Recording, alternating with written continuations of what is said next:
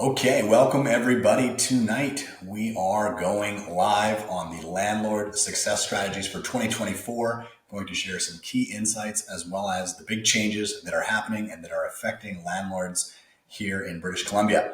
I'm going to help you guys navigate these new rules, hopefully help you stay in front of these regulations, and give you an opportunity to discuss some new investment opportunities. Now, I'm your host, AJ Hazzi, and for those of you that don't know me, I am the founder of the Vantage West group of companies. I have been in the real estate game for a little over 21 years. I carry 4 distinct licenses. One is of a real estate salesperson, one is of a managing broker, the other a property manager, as well as a licensed builder. I'm also a certified real estate investment advisor, and I lead a team doing approximately $400 million of sales per year, and as well a property management team that looks after over 1,100 homes, or roughly $1 billion in assets under management.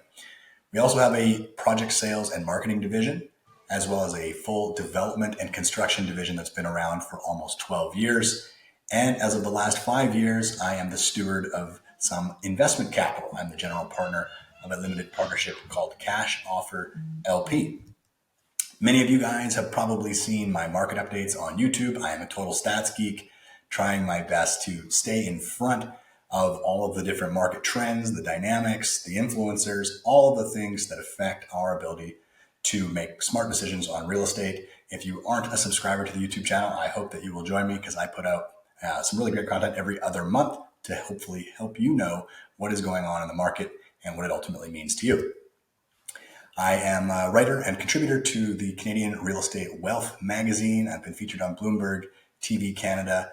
I am proud to say that ABC's Shark Tank's Barbara Corcoran is a proud endorser of us, as well as HGTV star Scott McGilvery. So definitely well-versed in the real estate space. I also had a RAIN, Real Estate Investment Network chapter here in Kelowna for a number of years. And so real estate investment is very much my niche. Many of you likely came to our event last year at the Innovation Center, where I unpack a lot of what I'm talking about now. I was sort of looking into the future, saying, here's what I think is going to work going forward. And many of those predictions came true. And now, if you haven't seen this, you can get the recording on my YouTube channel. Just look up AJ Hazzi. You can see the full recording of last year's sold out event. But the strategies that I shared there are very much what I've been executing in my own portfolio as we've been navigating this very uncertain time. So what's going on tonight? What's our agenda? Numero uno, I'm going to give you the new lay of the land for investors. You can count on me to share with you how this new cap gains inclusion rate affects you and affects us all. We also have a proposed renters bill of rights that we need to sort of unpack and see what those consequences are to us. And then we're going to get into some of the new incentive structures that exist. And I'll share with you an alternative real estate investment that I think you are going to want to stick around for sure. Quick disclaimer though, I am not a financial advisor and this is not financial advice. So please, before making any kind of investment, divestment, or any decision whatsoever with respect to your real estate or finances, do always consult your financial advisor. Now, there's one thing we can all agree on is that times they are a-changing. They just keep changing. This government we have, it's no secret. I'm thinking that any of you that saw our advertisements with Justin Trudeau holding a fistful of dollars and a gavel in the other hand kind of know which way my political leanings are.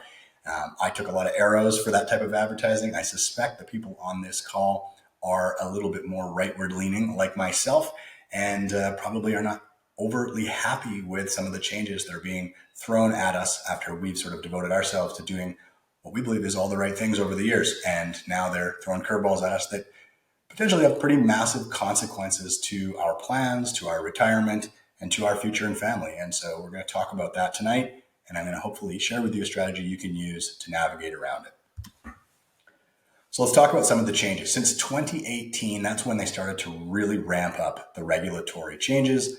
We first saw a foreign buyer tax where they added a 20% tariff to all real estate.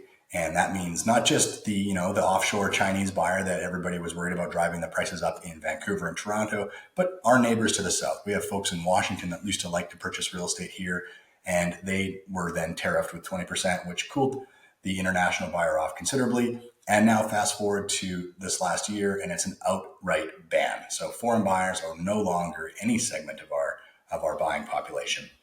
We also have a speculation tax, which unfortunately and unfairly targeted people who purchased a second home in our beautiful second home region, where folks like to buy a nice house on the lake or a nice condominium with nice amenities here in Kelowna and come and hang out for 3 or 4 months of the year. And it should be their business to do so. However, they now are forced to put it on the rental market for 6 months or more each year, or face a very punitive 1% speculation tax. So not a lot of fun there. Some folks put together a bit of a nest egg, had a knack for design, and wanted to get into flipping. They've made that more punitive with a flipper's tax. They have made it harder to finance deals with a stress test, meaning that not only do you have to qualify at today's insane interest rates, but you have to qualify them at 200 basis points beyond those rates. Recently, and you're all aware of the short-term rental ban. I did an entire meeting just like this on that. The recording exists if you want to watch it. We're seeing this play out right now. Many folks have taken their short-term rentals, converted them to long-term. Some folks are trying their hat at mid-term. Other folks put their properties on the market, and some folks are playing a wait-and-see game. They're going to wait till they're busted or having their hand forced. All in all, it didn't really change things in a big way in terms of the market. It absolutely destroyed the strategy. If it was your decision to create capital, put it to work by way of short-term rentals and Airbnb-ing, that should have been your right to do so. And now they've taken that away from you. And so we have the short-term rental ban, which definitely affects a lot of my clients' plans long-term in terms of how they intend to generate the revenue in their retirement. Simultaneously, they are changing the rules around eviction. They're making it harder for owners to reoccupy their property. They're making it much more difficult to do a renovation eviction. And there's just a lot more tenant-leaning policies coming down the pike. And last but not least, the one that is coming into effect on the 25th of June, which is the capital gains inclusion rate, which penalizes folks who have, purchased a property a long time ago and been faithful providing, rental accommodation for folks over the years, and now facing a gain, the government's got their hand in our pocket once again. So is this stuff controversial?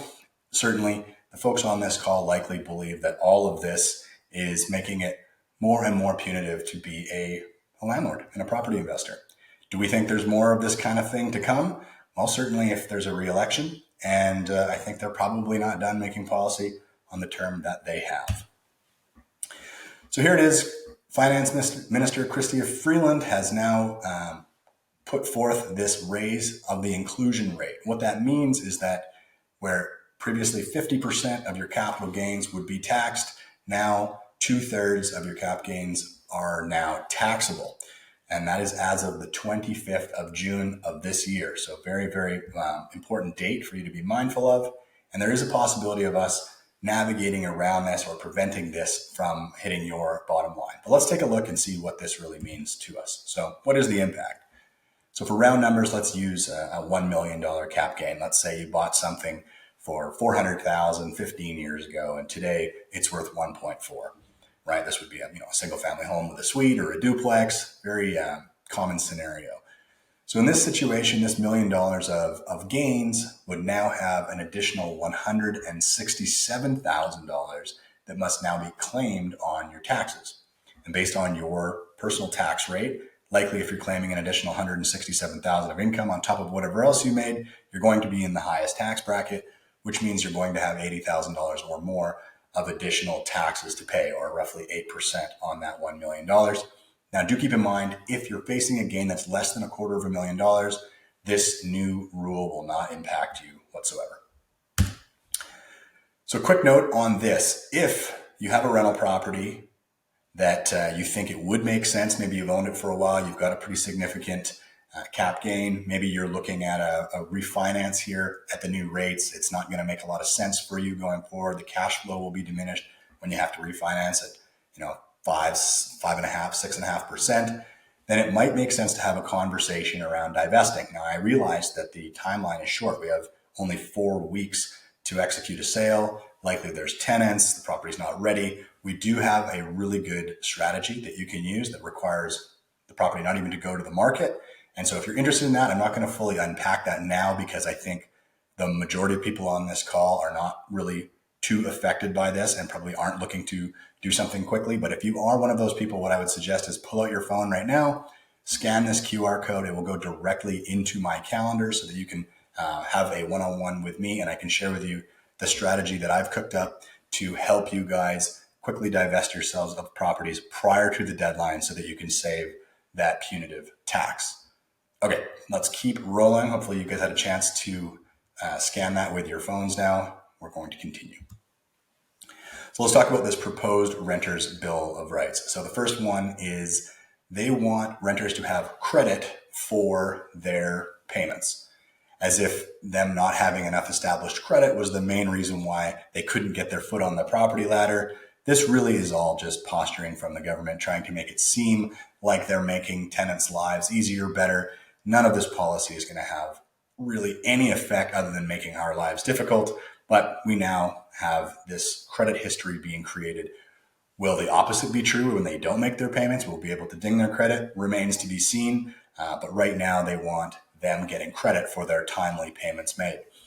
The next measure is they want to create a clear, transparent way of reporting rental prices.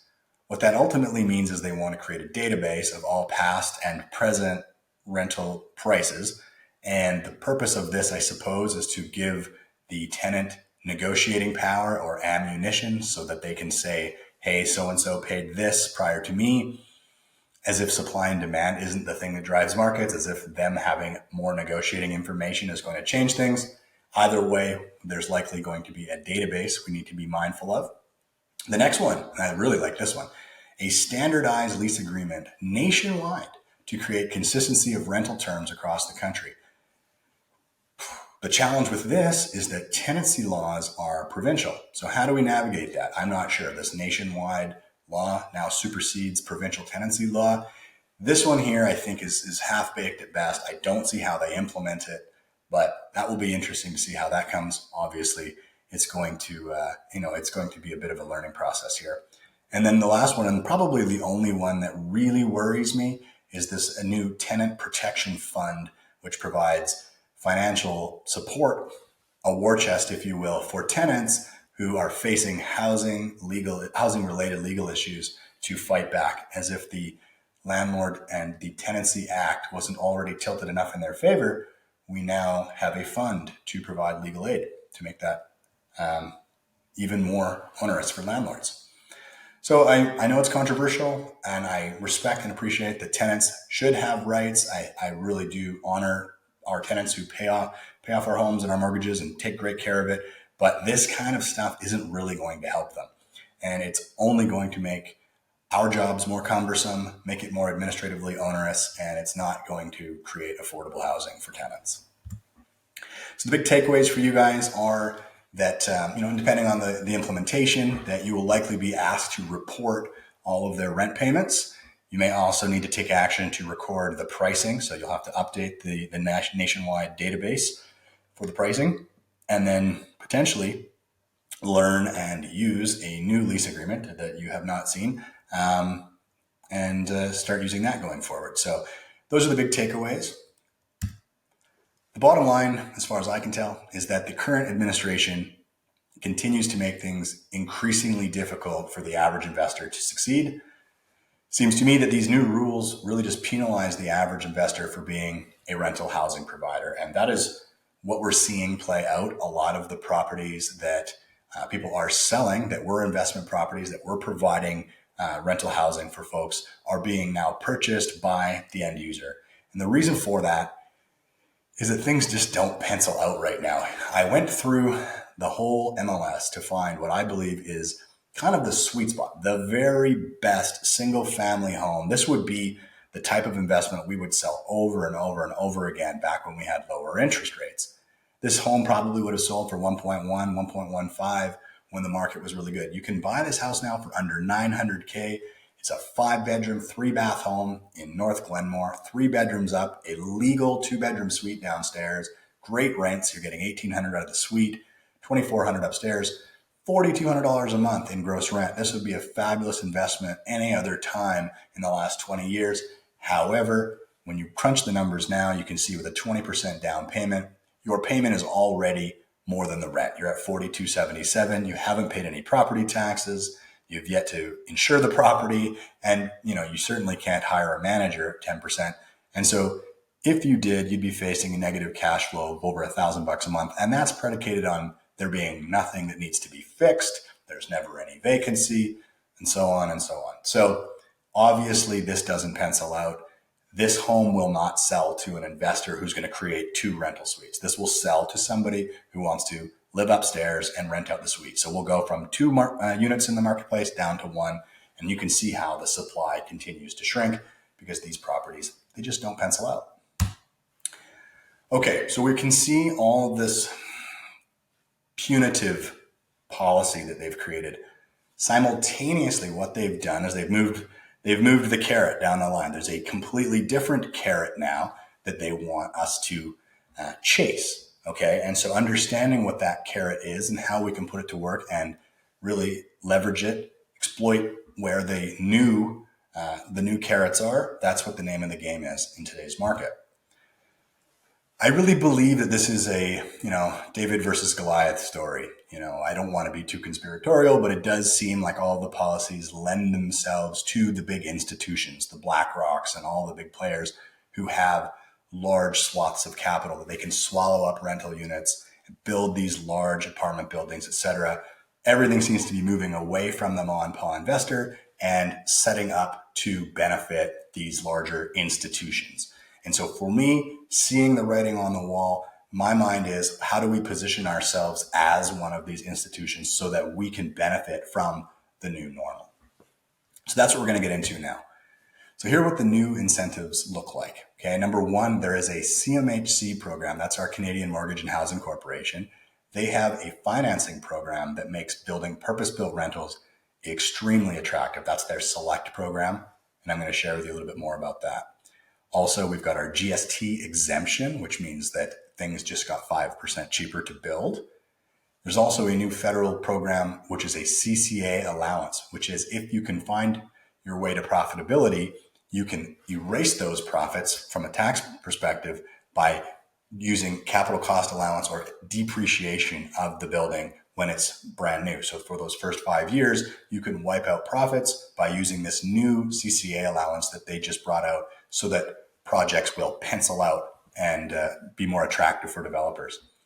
At the municipal level, we've got density bonuses, meaning that they're allowing us to build more units, more square footage, more site coverage to densify certain areas. In certain areas, they've offered what's called a DCC waiver. And for certain unit types, these micro suites, you can avoid development cost charges, which can save you up to another 5% or so. You're about $24,000 per unit. If you don't pay those, that can be up to almost 10% on some of the micro suites in terms of savings. And then my favorite one from a cash flow perspective is the property tax holiday for 10 years that the city of Kelowna is offering. So these are all the new incentives starting from federal all the way down to at a municipal level that you can take advantage of to really put your investments on easy street. So let's look at the federal stuff first and unpack that a little bit more. One thing we need to understand is their mandate is to incentivize the construction of new and purpose-built rental apartments, but at scale. Yeah, they're doing some things with the zoning to try to create more 4plexes and 6plexes, but all of the really big incentives lend themselves to the institutional builder, developer, the big players. Okay, so they're really trying to incentivize properties at scale because that's going to get them built faster, so it's obvious. So here's what the MLI Select program is all about. It's been around for a couple of years now, and so we've seen it already bring some projects to market, and there's quite a few in the queue, and we've got a couple in the queue ourselves. Here's what the 3 big benefits are. Firstly, and probably the biggest benefit, is that the loan to value allows you to go up to 95%. This is huge. This means that you can build a much, much bigger project because the amount of capital that you have can be multiplied by 20 instead of by 4. This is a pretty big difference when it comes to how big of a swing you can take. And you can't get over levered because the CMHC group, first of all, they completely de-risk the project. They force you to do a whole bunch of different things to make sure that you can't get in over your head. And it's a great, great program. Hard to get, but if you can get it, that loan to value makes your projects extremely profitable. After that, helping the cash flow. So for holding this property in long term, you've got a 50-year amortization. So that's doubling the length of amortization, which drops the payment considerably. And they offer preferential interest rates that are 100 to 150 basis points below what investors can invest at. So again, incentivizing these large purpose-built rentals and making them cash flow even better. So a quick look at what the investor impact on this would be. Hypothetically, let's say you were building a $100 million project. That's the scale that some of these are at. You would only need $5 million of investor capital versus $25 million if you weren't using the CMHC product. So that's $20 million less invested. So when you're measuring your return, it's considerably higher because of the fact that you have less money in the deal.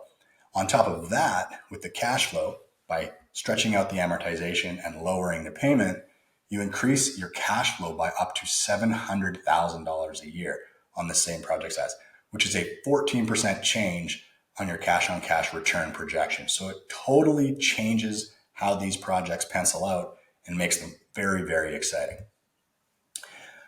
Now, on top of that, good old JT announced that the federal government is removing GST on all new purpose-built rental housing in order to incentivize construction of much needed rental homes. Now consider this. If the equity requirement is only 5% and the cost to construct just decreased by 5%, that is actually a 100% change in the return on equity projection.